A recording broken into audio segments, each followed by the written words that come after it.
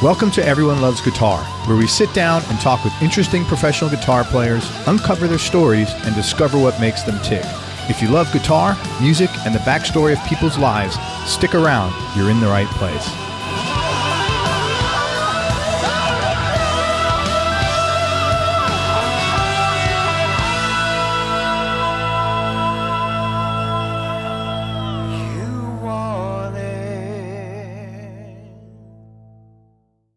The Be Fulfilled Journal helps you be more honest with yourself and with others and be more open to handling things you've avoided dealing with for years.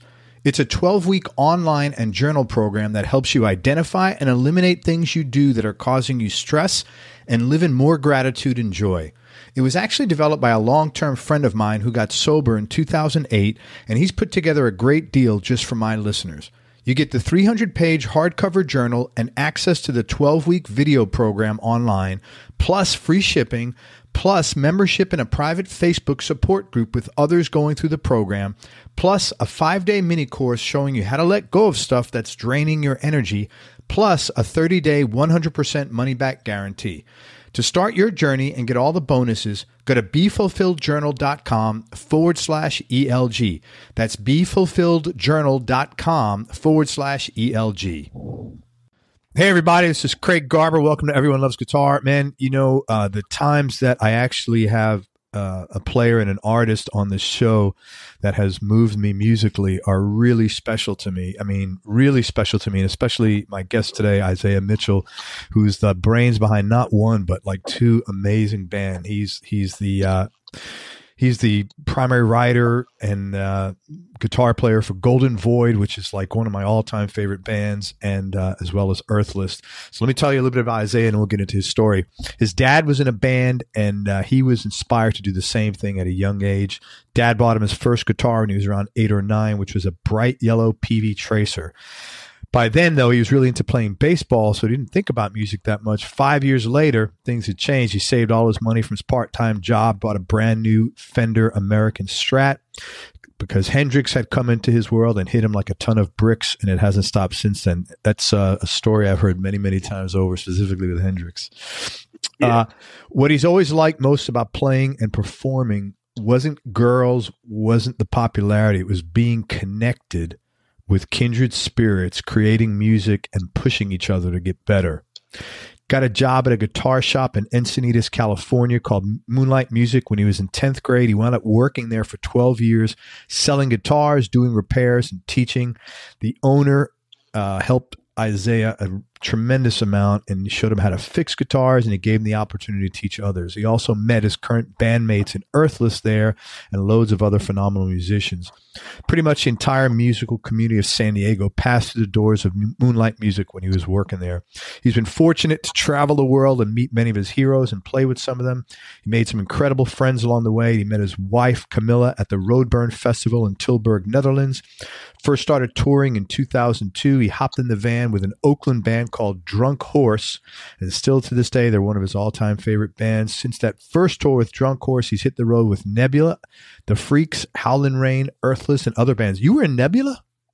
Yeah, I played bass for maybe a year, maybe a little bit under. Dude, hold on a minute. I got to show you something.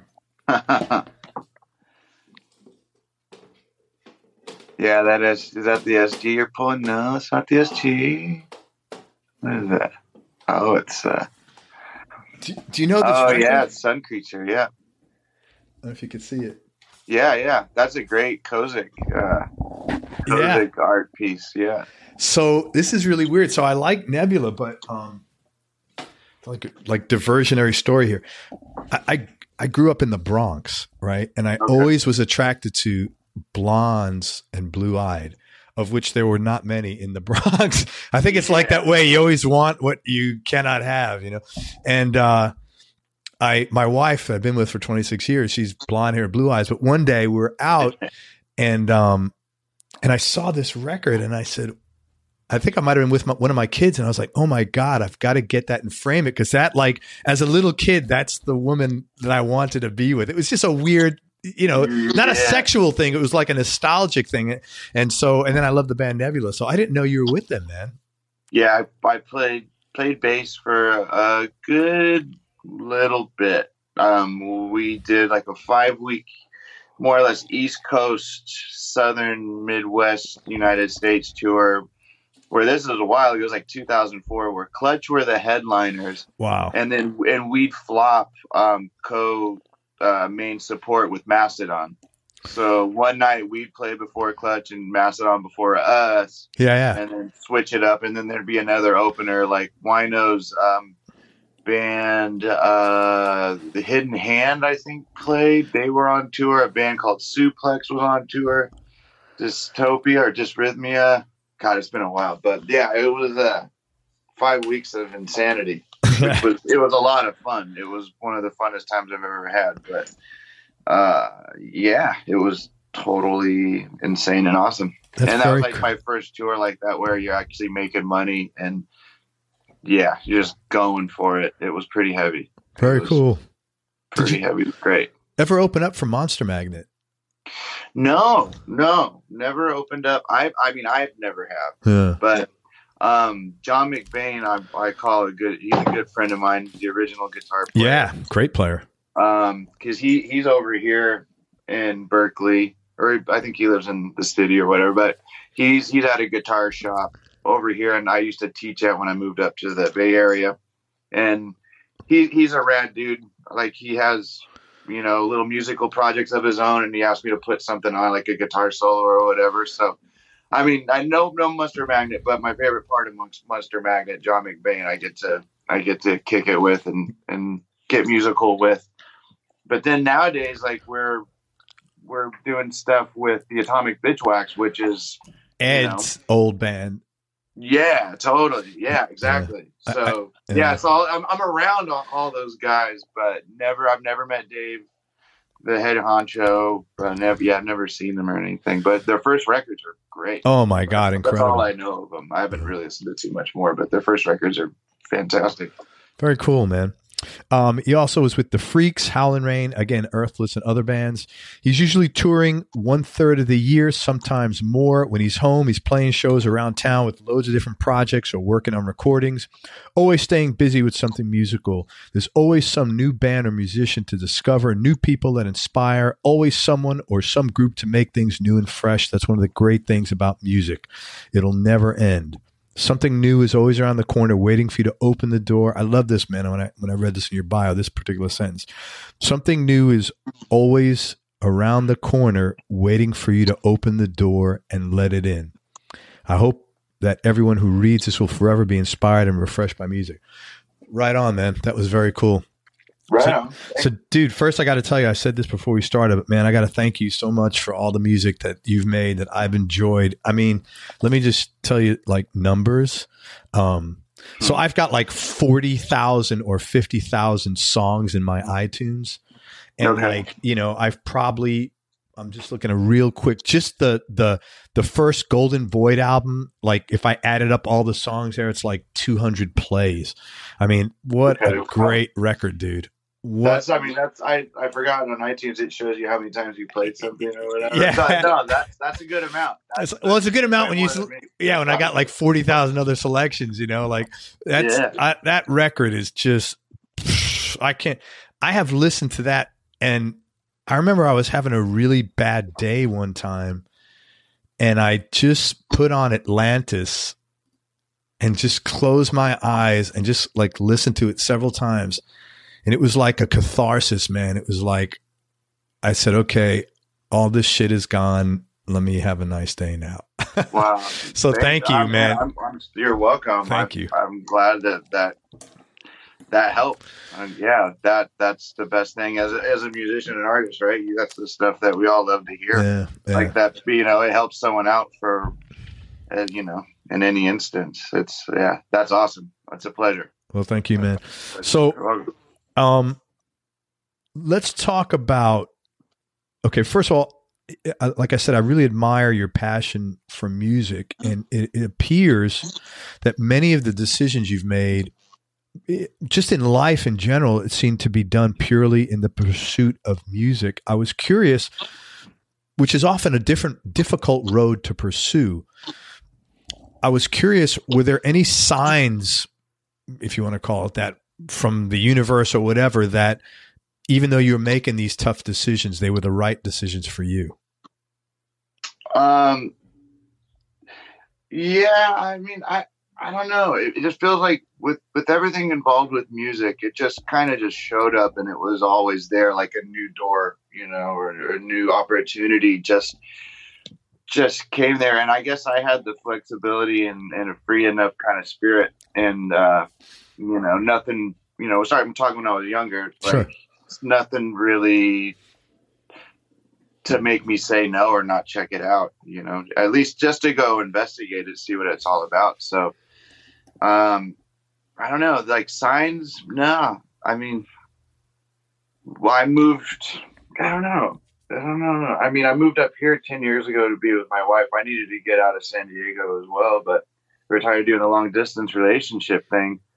And that was, I don't know, that's just like a kind of a bold move. Earthless is busy down in San Diego. There's plenty going on, but then you move up here and, Earthless is still going, but you have, all this free time. So then like Golden Void starts, or you start playing with other people. So, I mean, I hope I'm answering the question right. It's just, there's no right. I don't know. Just stuff just came, and it was like, I've always had the flexibility, or like, I don't know. I love doing and playing music. So, I don't know, however I can keep that, the constant and, have a balanced life and not, shun anybody or anything, too much or at all. So yeah, I don't know. Just I don't know. All good, man. You've been with your wife 10 years now? We've been together 11, but good for I you. moved up here like 9-10 years ago or something like that. Congratulations, man. That's a long time. Yeah. Oh yeah. Totally. I think. So I want to separate the two bands, Earthless and Golden Void. I have like questions about each one. So let's talk about Earthless first. For people listening that don't know Earthless, they're a psychedelic rock band, guitar, bass, and drums. You got 5 studio albums and a number of live performances recorded. The bulk of the music is instrumental with like maybe 2 songs over 20 minutes each, not an uncommon makeup for a record. Was that the initial way you guys played together, or did that like evolve from something else? Because it's like definitely obviously not conventional. No, I mean, our first ever practices were us just jamming on an idea, like just totally going for it, like be it like, a Sabbath riff, just to kind of understand who each other are musically and all that, because it was a brand new, adventure here. So yeah, just jamming on those ideas. And then, they'd be longer. I mean, we'd be jamming for 30-40 minutes or whatever, just having a good time, taking it to all different places, just throwing each other for loops. And then, I mean, that's what we knew. So when it came time to record the first record, we had a couple motifs or a couple themes, that we would come back and visit, just improv, go back, visit, improv, just a bunch of times. They would have been longer, but the constraints of recording the tape, I mean, like maybe 25 minutes max. But that, the quality isn't going to be as good or whatever, comes time to pressing. So yeah, just kind of tried to contain ourselves to like a 20-minute time frame, which is hard sometimes. So, but yeah, that's kind of how it all started. And it's changed a little bit since then, but no, that's the way we got on it first. And okay, so first album comes out 2005, Sonic Prayer. It wins the 2007 Best Hard Rock Album Award at San Diego Music Awards. Yeah, I don't know if there were even many hard rock bands in San Diego at that time, so that's the easy one. Best of 3. But it's the same band that's remained together this whole time, correct? Yeah, it's the 3 of us still. That's pretty hard. I mean, and uncommon. It's not normal at all. Yeah, totally. What is the magic? What's the secret sauce, man? Well, I don't know. We're all friends. We've all known each other for a long enough time. Yeah, we know how each other work. Each other tick. I don't know. I honestly think too, for me, like not doing it full time the entire time has made it that way. Right now we're doing more than we ever have before. Which is good. I guess the timing is right. So yeah, but I mean, if we were going full on all this time, I don't know if we would have lasted. I mean, I was a really bad alcoholic. I had a great time, but like that stuff like that got in the way. We were all younger, and you know, I mean, I was a little bit more reckless, but you know, it's just to the point where it's like, that's not, you know, it's not pleasant to be around. You know, there's always that one or two people in a band that's kind of goes off the rails like that, pretty common. And it's like, yeah, that gets old really quick. And it's like, you don't know if something worse is going to happen, like getting across a border, or, you know what I mean? It's just like all sorts of stuff can, you know, it's like, get rid of that. So, that was good for us. Cause I mean, if you getting sober, and I mean, like, if we toured all the time and I wasn't, it wouldn't have worked. Yeah. I mean, that's just a fact. No big deal, but that's just a fact of life. Yeah, that's the biggest thing. You know, I live up here now, as we know, for, you know, 9-10 years or whatever. What's up there? Just Northern California? Yeah, okay. Northern California, up north of San Francisco, about an hour or so. I think that kind of keeps a freshness. And, you know, Mario and myself, we've always played in other bands, like still do. And that keeps it fresh too. Because when you go back to Earthless, it's reinvigorated instead of the same stuff all the time.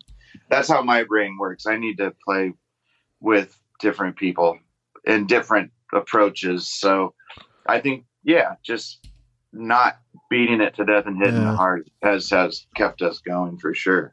And, you know, we love each other. We're family and all that, but you know, you can get sick of your brothers. Yeah, man. It's just it's a long time. You know, it's like any relationship, you know, you've been with your wife, you got to work at times, you know, and you got to be willing to put the work in, man.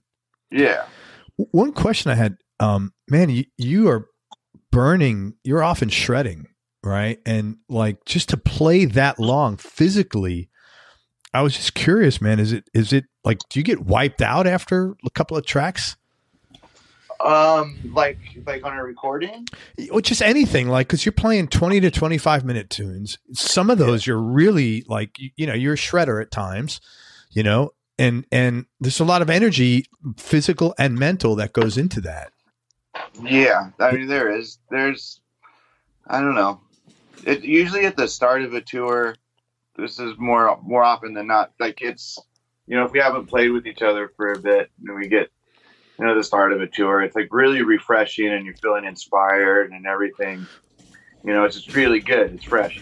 But then maybe towards the end of the tour, you're playing the same stuff and you're starting to get really bored. Like I can get totally bored of my playing and just feel like just going through the motions, whatever those motions are. Yeah. And it just, that's the hard thing with improvisational music. It's like, you're not always going to feel super inspired and have an on night. Like, yeah, that's right. I didn't even think of that. Yeah. It's not like you have the melody is this, there's a track to follow, and you got to put a lot of effort into doing that. Yeah. To make it interesting for yourself. Yeah. And when it's interesting for yourself, I mean, hopefully it's interesting for the people, you know, that paid to come see you, you know, but, I mean, physically, I don't really get cramps or anything, you know. I've exercised a little bit, before, but it's mostly just keeping inspiration, like just you know, inspired playing. That's always my goal. So like, even, you know, just if you're,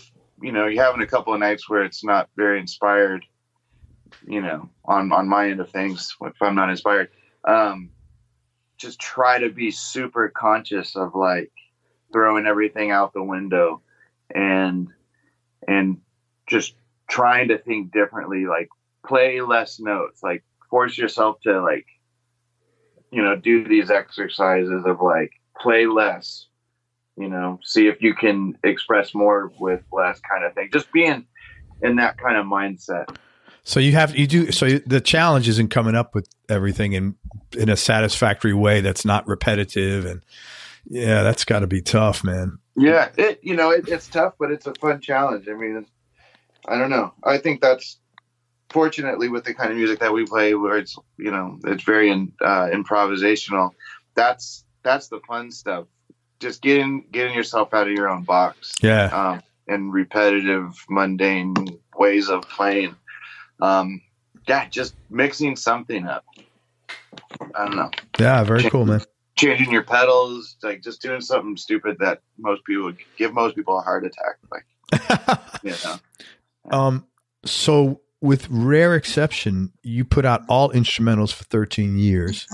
Then last year you dropped Black Heaven, which is a great record. I love it. It's got 6 songs, only 2 instrumentals. You guys went nuts. What prompted that? Total change. Well, we knew we wanted to get at least one song with vocals up on the record, and the label asked us, like, Nuclear Blast, Monty.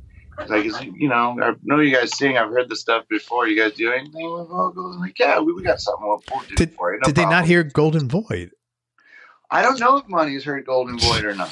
Because it was, sorry, not to cut you off. I read an article where someone was saying, this is really funny. They was talking about it and said, well, Isaiah is just starting to sing and I was like, just starting to sing. The guy's got a great voice. Listen to fucking Golden Void.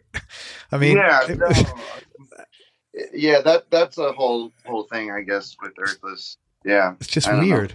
I've been singing, however capacity or whatever capacity, like since, I don't know, as a teenager. So, dude, your voice is great. When I listen to Atlantis, that's what I'm listening to. That, those vocals at the end there is like just in the chorus. It's like, wow, that's just thanks. Killer shit. Just cracked me up when I read that. Yeah, I don't know.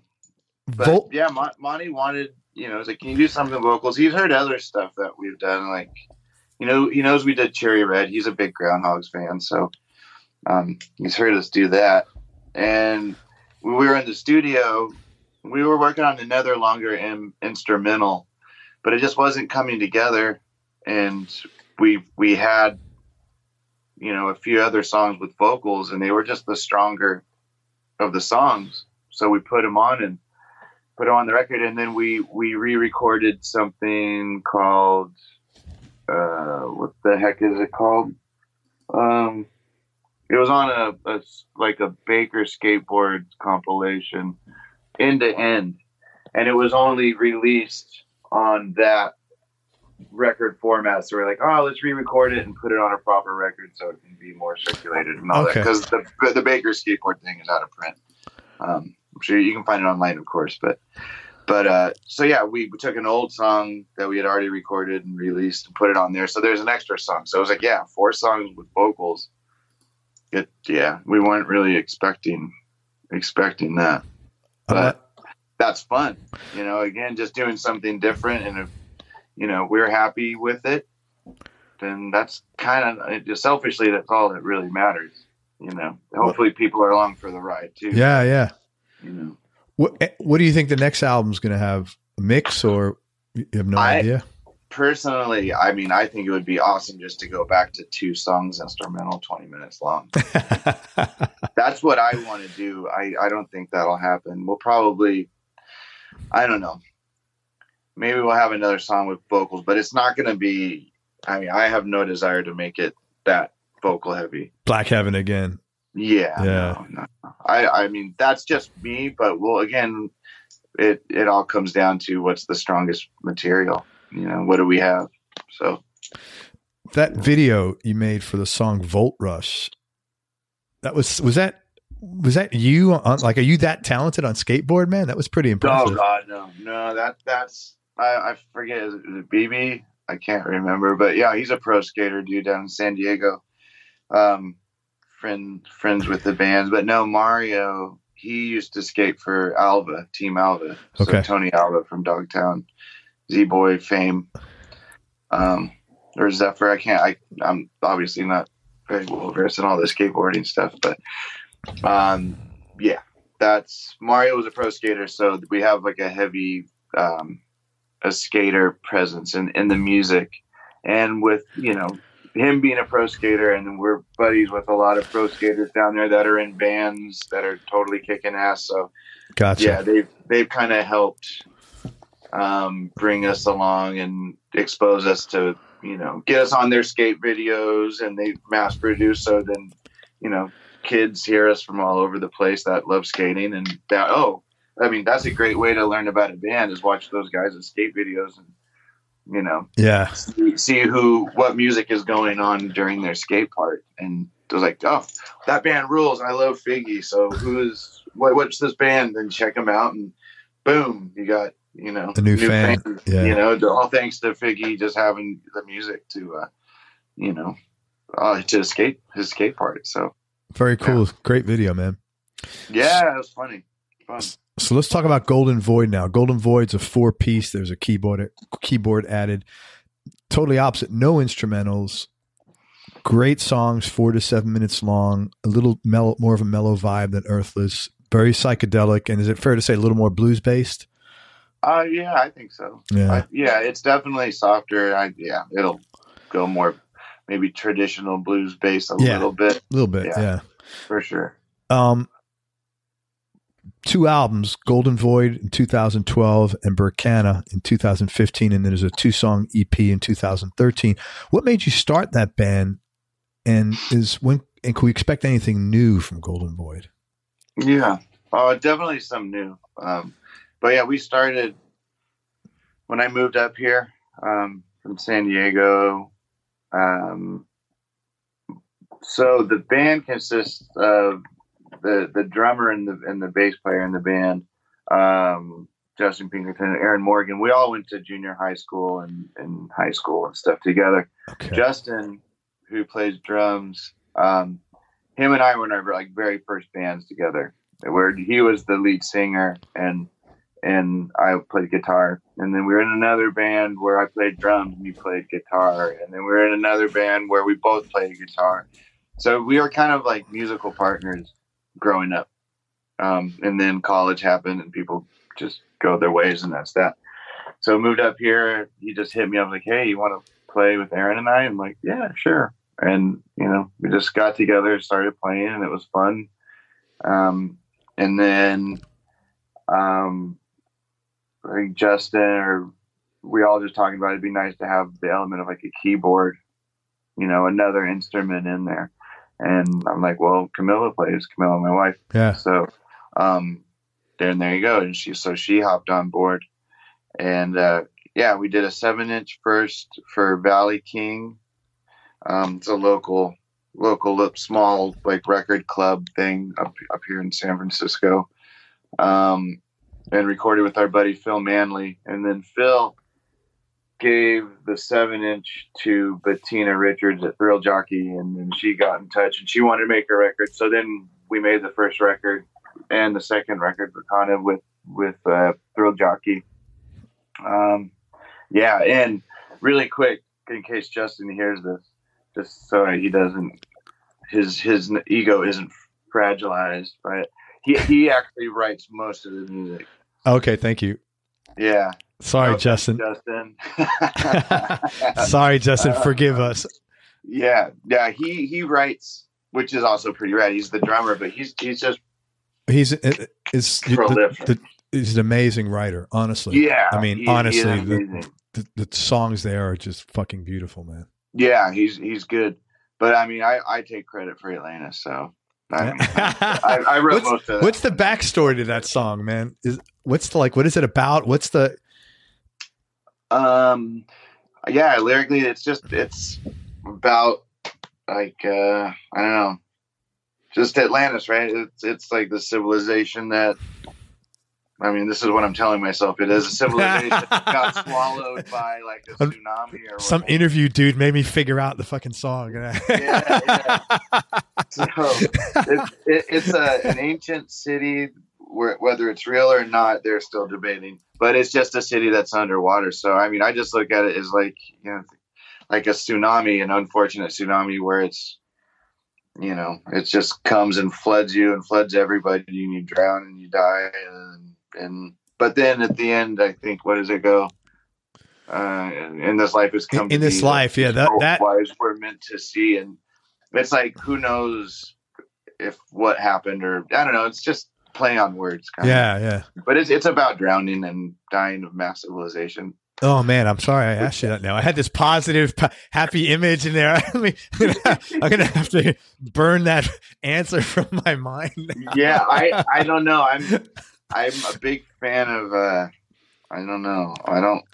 I'm a very happy person, but I don't know. I like the sadness and depressing themes, like stuff that's not happy. I really do like singing about that kind of stuff for some reason. No, I'm a very happy person inside for the most part. You know, I totally get it. I'm attracted to darker themed stuff. Yeah, you know? Yeah, I totally get it, man.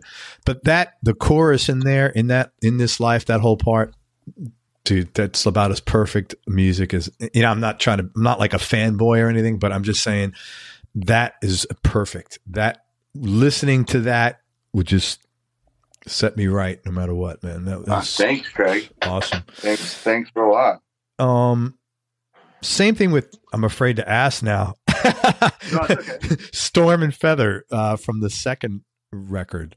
What's the backstory from Burkana? What's the backstory to that? That one, it's, I don't know, it's just kind of just good and evil, or like, you know, pure and unpure. Like, I don't know, maybe it's even about myself in a way, but it, you know, we all have, I guess we can all, you know, relate to that kind of story. It's just like a you know, battle of good and evil, easily persuaded, you know, the you know, getting preyed upon, like the weak getting preyed upon by, you know, the stronger, more manipulative. Yeah. But then finally, like, you know, seeing what's really going on, and then you break out of that. So it's just the storm and a feather. It's like feather's a little delicate thing, you know, really innocent. It's easily moved.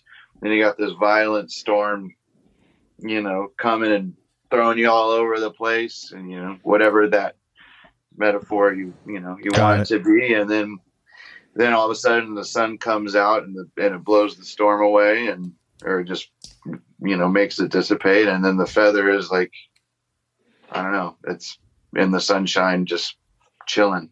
Gotcha. Gotcha. Yeah, it's, you know, we all have that story in one time of our life, you know? Oh, hell yeah. Who doesn't, man? Yeah. What were some of the lower points or some of the bigger obstacles you had to deal with throughout life and your career, and how'd you get through them? Whatever personal, music, business, whatever you want to talk about. Totally. I mean, I don't know. It's not an elephant in the room or anything. I mean, I have no problems talking about it. I think it's healthy for everyone to talk about their problems as much as they can. But I mean, yeah, I was a wonderful, amazing alcoholic. Yeah. You know, like so many fellow musicians, you know, it's just, what do you do? Like, you go on tour. It's like every night's Friday or Saturday night. It could be Monday or Sunday. Right. It's a whole town or whatever. And it's like, whatever. And you got a lot of downtime. So you know, drinking, you know, or whatever have you, you know, something to alter your mind. So, I mean, for me, and it was a struggle. Like, it was a struggle. I've tried quitting a few times, and you just got to be ready. And, you know, and for me, it's like, there's no like dabbling. It's all or nothing. Sure. Either side of the coin, you know, yeah. It's all or nothing. So that took some time, and, you know, some hard lessons, and some, you know, just super, super hard knocks, like stuff that was pretty soul shaking. So, you know, losing all sorts of, you know, losing relationships, losing jobs, losing bandmates, losing, you know, just trust, losing all sorts of, you know, losing stuff you shouldn't lose because of an addiction problem. So for me, that's always been the main one. I don't know. But I mean, outside of that, like, just business stuff. Everything's been getting better. Once that gets taken away, it's like there's no shit weighing you down, you know. So, how long ago did you get sober? I've been now. What are we? October. It's gonna be next week? 2 years and 5 months. Congratulations, man! Good for you. Yeah, that's nice, man. That's really cool. What was what was the trigger where you finally said, "Man, I've got to stop"? Oh, I mean, just losing everything again. Yeah, it was just a series of. So that one particular time, you said, "I'm ready." I mean, that definitely happened, but it's like, you know, so it's like, we were on tour, and, you know, I'm sure my wife isn't going to really care that I'm talking about this, but it's like, when I'm on tour, like when I'd be at home, we'd allow drinking, and, you know, we try to make it happen, you know, because it's fun, right? Yeah. I mean, having a drink is a good thing, you know, but going on tour, I you know, with it open just a little bit like that, I couldn't turn it off.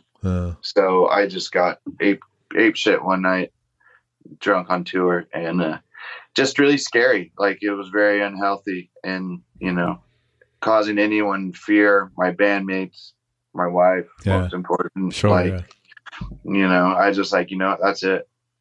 Like, I'm going to lose everything or I'll die.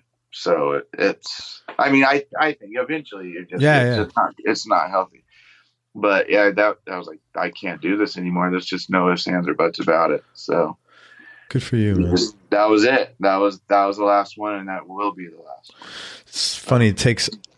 Sometimes it takes a lifetime to do something, but it also only takes a minute to do something. It's really weird how that shit works, isn't it? Absolutely. Yeah. I don't know. It's just like having reality be so fresh and clear right in front of your face. That's healthy. I wish it happened on in a lot of different areas of my life where reality is like that, just blatant, and just what are you going to choose? You know? Yeah. Yeah, I know decisions aren't usually that easy, unfortunately, man. That was an easy one. Well, I'm really happy for you again, man. Congratulations on that. Thanks, Craig. Let's talk about gear, man. Mm-hmm. Are you only just playing that one Strat, or do you have a bunch of guitars, or what are you playing mostly? I've got a bunch of, you know, I mean, not a bunch, but I mean, I got a fair amount of guitars, but that Strat is the main one. All right, tell us about it. So I got it when I was like 17 or 18. Oh, that's the one that you bought off your paper route?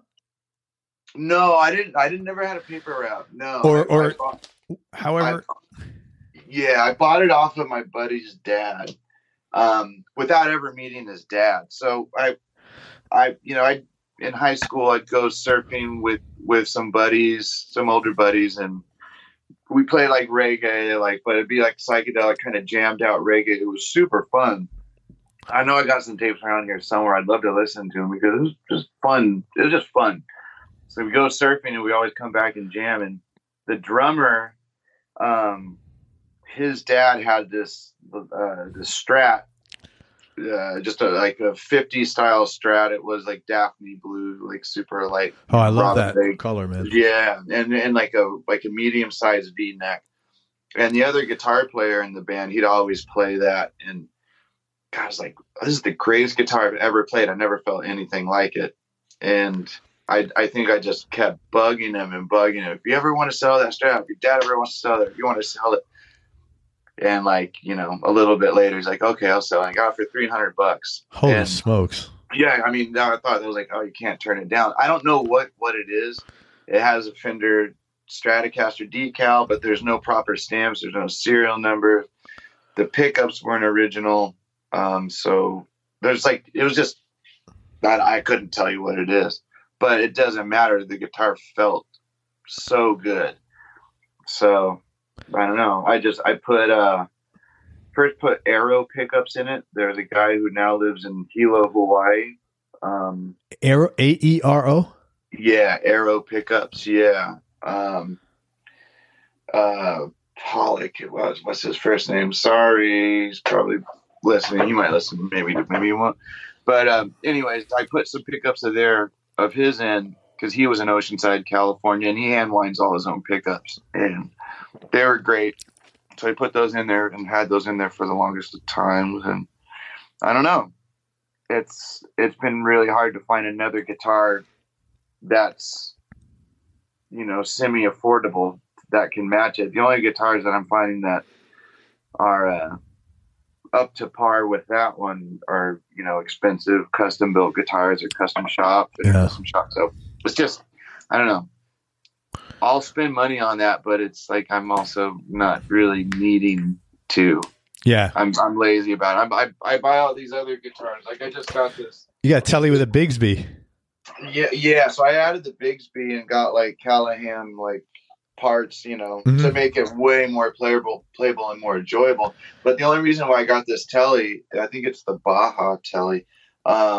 It has like a V neck, so it's got like a soft V to it, which that's for me that's the most important thing with anything. So I mean, I'm getting other guitars to try to keep up with the Strat, but I mean, a Telly isn't going to sound like a Strat. It's not going to play like a Strat. So it's hard. I just need to bite the bullet and get another Strat. But I have my favorite Strat, so it's still. Did you scrape the nitrocellulose off that? Because I didn't know that it was blue originally. Because it looks like it's just wood. Yeah, it was Daphne blue originally, but I just got some gnarly paint stripper. Because at the guitar shop, Moonlight Music, I was working out there as a guy, a buddy there, Jeff Ruiz, who also had, funnily enough, the same color Strat, and he stripped all that off, so it was just a bare wood. And acoustically, it just came alive. It was way just really and chimier. So I was like, fuck, I'm playing kind of heavy music. This blue guitar isn't really the right color, which is a shitty attitude. I wish I kind of never did it. Oh, that's a beautiful blue. I mean, the guitar looks great, but that Daphne blue is a pretty color. Yeah, it's super cool. I'm always thinking about getting another one just to kind of have that color. But yeah, I mean, he was right. Like, just strip all that lacquer off and most of the paint, and it just breathed. It was just brighter and chimier acoustically, and like, I'm sure that's going to have an effect to what you're doing when you're playing amplified. Maybe not at Earthless volume levels, but it has, it's going to change. Earthless volume levels. Is that like 11? Nothing matters at that point. Everything's on 11? Yeah. I mean, God, it's like, you don't need to get Eric Johnson about anything. It's like that volume. It's like, it's pretty friggin' pointless. Yeah. That's so funny. So, yeah. Oh man. But so that's, it's try to find a duplicate. But, do you have a favorite song that you wrote? I do like Atlantis.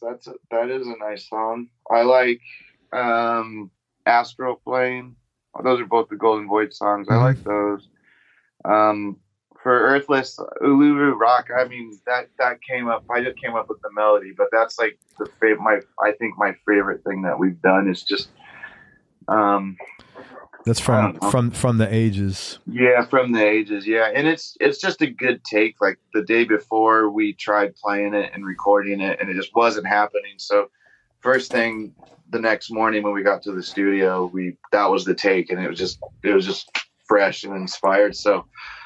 I don't know. I really like that take, and I mean, we all wrote it, but that descending melody line, I came up with that, but the rest is all of us, of course. But I don't know. I had those two, and I work on my own stuff outside of either of those bands. That's totally different music that I think is more connected with who I am musically than Earthless or Golden Void, and it'll throw everyone for a loop. But yeah, I'm currently recording a record of my own stuff. Just an Isaiah Mitchell record. Just an Isaiah Mitchell record. And, dude, when is that coming out? It's not going to be till next year. I think I'm turning it in later this year. because I'm gone so much, so I'm doing it like kind of piece by piece with my buddy Raj Oja. So yeah, it'll get there, but I don't know. It's very different. It's Dude, it's nothing like unpalatable. Like you I don't know. You'd be like, oh, I hear where you're coming from, but it's not. It's nothing like nothing like the other bands. Is it rock? I mean, is it? There's some rock, but I mean, there's acoustic stuff. There's more country or folky vibes. It's just different. It's gonna be more on that spectrum. Well, man, come back on the show. Let's check it out. Okay, let's launch it. I'll let you know. Desert Island Discs, man, top 3. Shit. Oh, just for now, I mean, because that's a moving target. Every hour that could change. Yeah, totally. Top 3, maybe Ali Farka and Ry Cooder's record, Talking Timbuktu.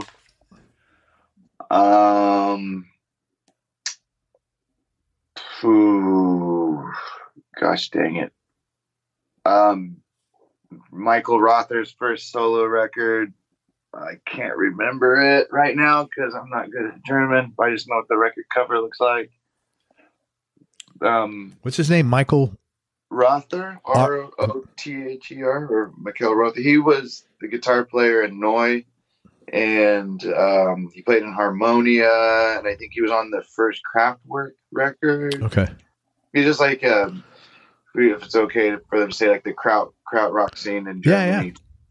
Yeah. He's just one of the head honchos for me, like guitar player wise. But yeah, well, I think I read somewhere, and I never like put credence in anything I read, especially online, because there's no barrier to entry. But it's someone somewhere said that you've been influenced heavily by krautrock. Oh, the band Earthless for sure. Yeah. Like Mike and Mario turned me on to a lot of those bands, and that's for the Earthless. And then Justin separately, like his favorite band is Can.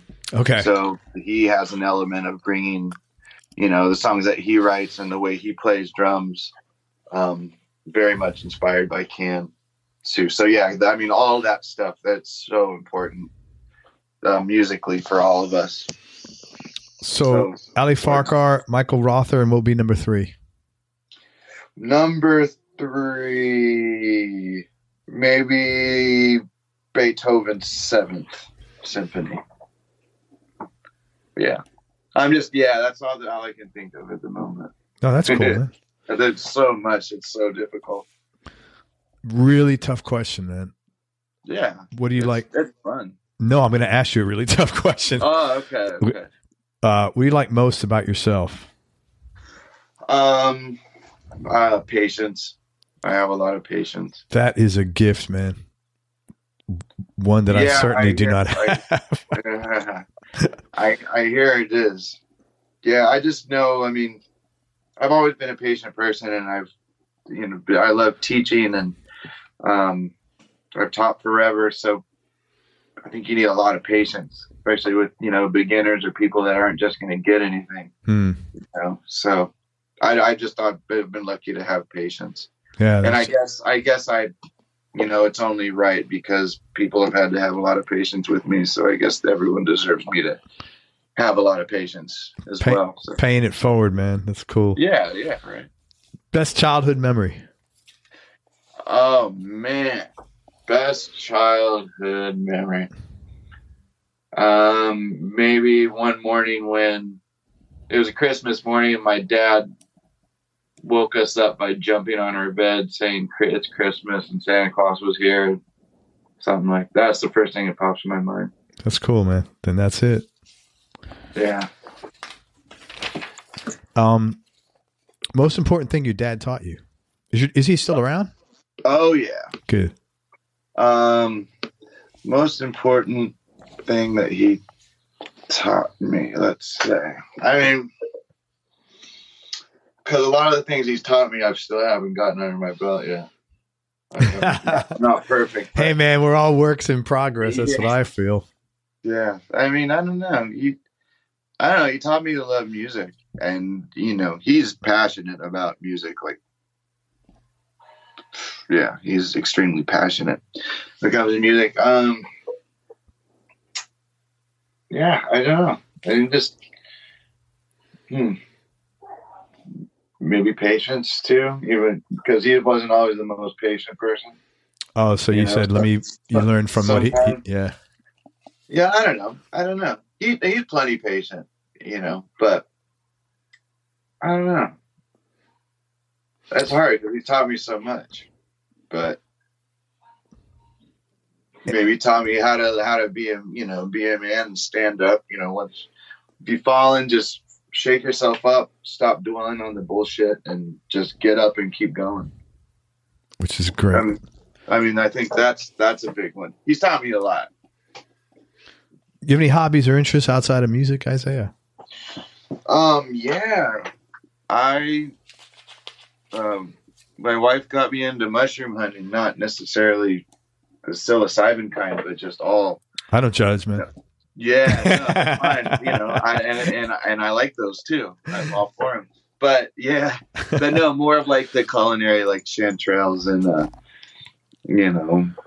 just oysters, whatever. We live out, in Marin County in Northern California, and Northern California has I think one of the highest concentrations of mushrooms and edible mushrooms, and of anywhere in the world. So really? It is. Yeah, it's a beautiful place, and for very deadly poisonous mushrooms too. I think it might have the most different varieties of that up here. I could be wrong, but there's a lot of mycelium and there's a lot of that going on. So you got to know which to eat and which not to eat.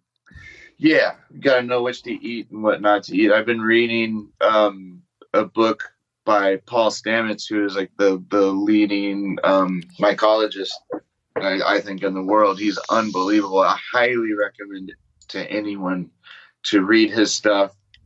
Maybe even start by listening to the Joe Rogan podcast with Paul Stamets on it. He wrote a book, Mycelium Running, and it's just how mushrooms can save the world, and the harmony in which they create, and they're a necessary being in everything, in recycling waste, communicating plants to plants, just the killing disease. I don't know. It's mind blowing stuff that I never really paid attention to. Yeah, I didn't know anything about that. Under the ground, it's far out, and it's mind opening, eye opening, mind blowing. I highly recommend it. I'll just leave it at that. But yeah, mushrooms I've been a big fascination. We live out in open space, so we go for hikes, look for mushrooms. Yeah. Oh, go look for arrowheads and Native American artifacts too while we're out hiking and looking for mushrooms. So when it's not mushroom season, keep your eyes open for, arrowheads and, work pieces of chert or, find, mortar, pestle, whatever, just finding stuff, beads.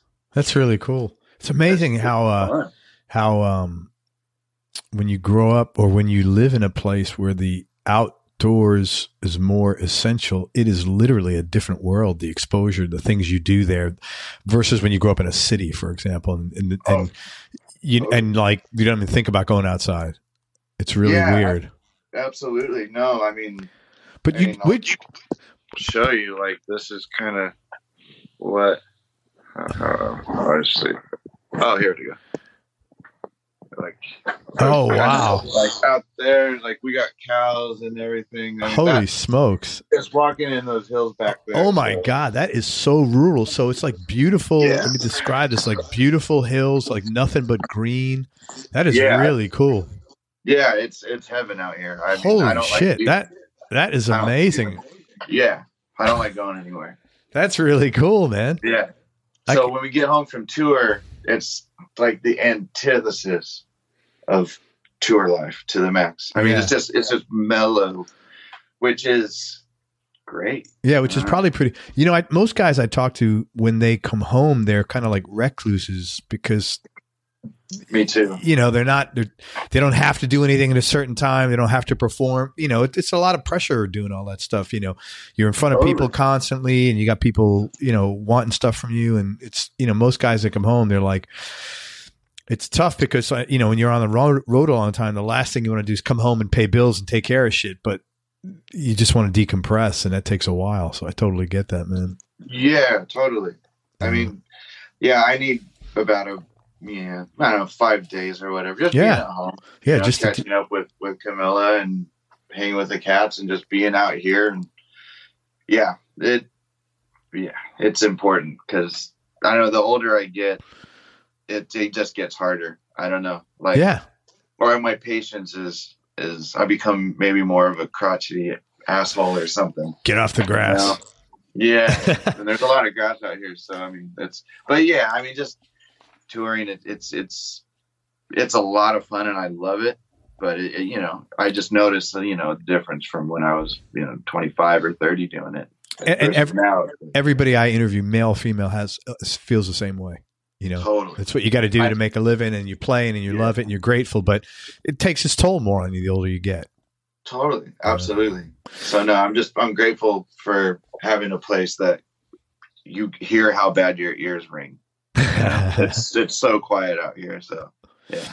Hey, last question, Isaiah. Biggest change in your personality over the last 10 years, and how much of that has been intentional and how much is just a part of aging? You're smiling, so you must have had a pretty big change. I was just going to go back to saying being more of the asshole, like old crotchety old man. I don't know. But it's not that bad. I'm not being hard on myself, but yeah. No, I don't know. I think, how's your personality changed since you got sober? At first, I mean, I think now I'm doing a lot better. I'm able to not be the turtle that I once was when I first got sober. Just not knowing how to communicate. I'm still working on it, but just I don't know. It's hard. You go from this world where it's like, oh, you're drinking, and you can be really open about everything. You can be overly open, right? And then you stop drinking, and it's like, I'm just a lot more afraid to share.